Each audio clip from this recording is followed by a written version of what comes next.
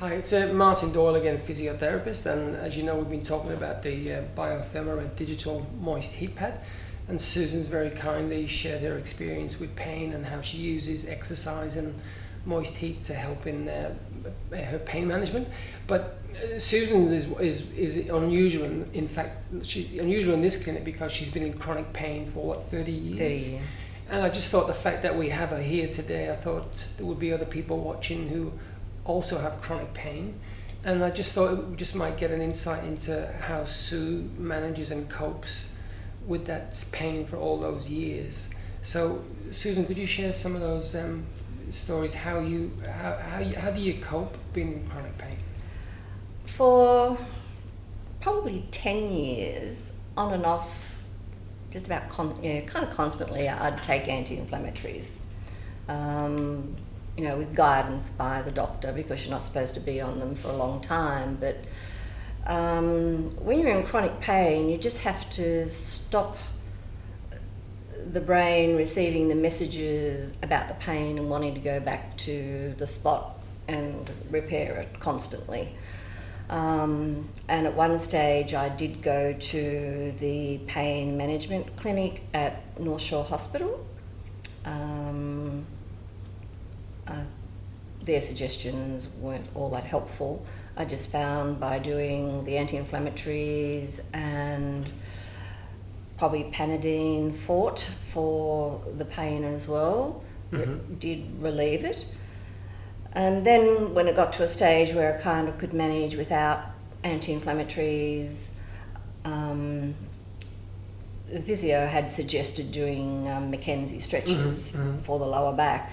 And I really find that very helpful, the McKenzie stretches. I think what Sue's talking about is the pain gate cycle and the pain gate theory, where when the target structures go into the spinal cord, there's a gateway where the messages get passed up to the spinal cord and then they get passed down again. And depending on how sensitive that system is, then more pain can be generated. And the idea with the pain gate theory is to try and close that gate off either with some form of activity, or the TENS machines, the transcutaneous nerve stimulation, was to send another pain pathway in that in turn would block those messages from going into the spinal cord. So it's a huge, chronic pain is a huge area, and it's multifactorial, and that's why they've set up these pain clinics. And I think what the moist heat does and exercise does and meditation and other forms of therapies, acupuncture, I suppose, they send different messages into that pain gate theory to try and make it less sensitive, and maybe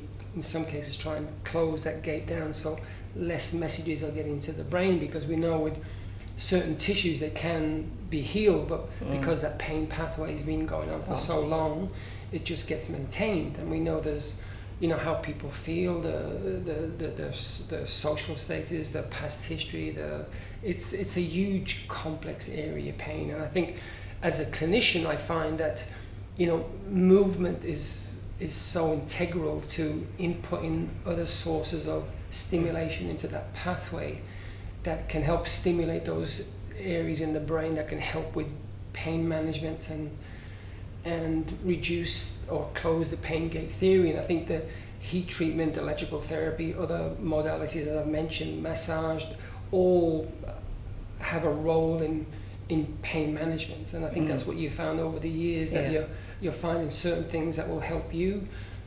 Some people find counselling, but I was at a great pain conference at the kids hospital out at Westmead. They had a pain clinic, pain conference there last year with one of the doctors from Hammond Health, and they talked about the different uses of pain medications and how they can, over time, they can be desensitized to the pain, and the patients have to take more and can end up being dependent.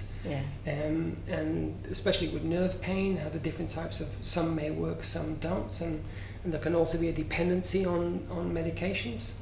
So it's a and that's why it's interesting to talk to you, because it's such a challenging area. But I find for myself that movement is a huge important factor in helping people manage pain, and using those other modalities as I mentioned before.